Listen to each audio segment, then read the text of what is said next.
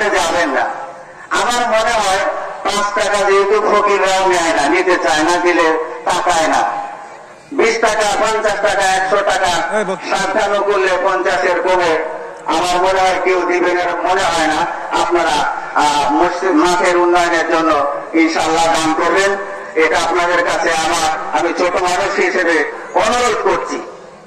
ইমামের সাথে মিলনের কথা আমাদের বিজ্ঞ সম্পাদক মহোদয় বলেছেন, আমি সে ব্যাপারে আপনাদেরকে বলবো না, ইমামকে আপনাদের দেওয়ার দরকার নাই, না দিলেন না দিলেন, কিন্তু মাঠের উন্নয়নে আপনারা সহযোগিতা সাহায্য যতটুকু করা দরকার ইনশাআল্লাহ আমি এটা আপনাদের কাছে আশাবাদ ব্যক্ত করছি। সম্মানিত উপস্থিতি,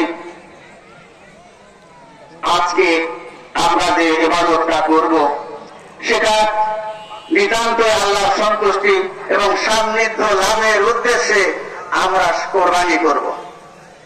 এই সান্নিধ্য এবং তার নৈকট্য লাভের জন্য যে কোরবানিটা করব সেটা নিছক আল্লাহ তাআলার জন্য। আল্লাহ তাআলা বলেছেন, লা ইলাহা ইল্লাল্লাহ লুহুমুহা ওয়ালা দিমাউহা ওয়ালাকিন ইয়ানালুহু তাকওয়া মিনকুম। বান্দার পশু কোরবানির রক্ত মাংস কিছুই আল্লাহর কাছে পৌঁছায় না, একমাত্র তার অনুভূতি, তার তাকওয়া, এই তাকওয়াটাই আল্লাহর কাছে পৌঁছায়। যে আমরা কোরবানিটা তাকে সন্তুষ্টি করার জন্য করছি।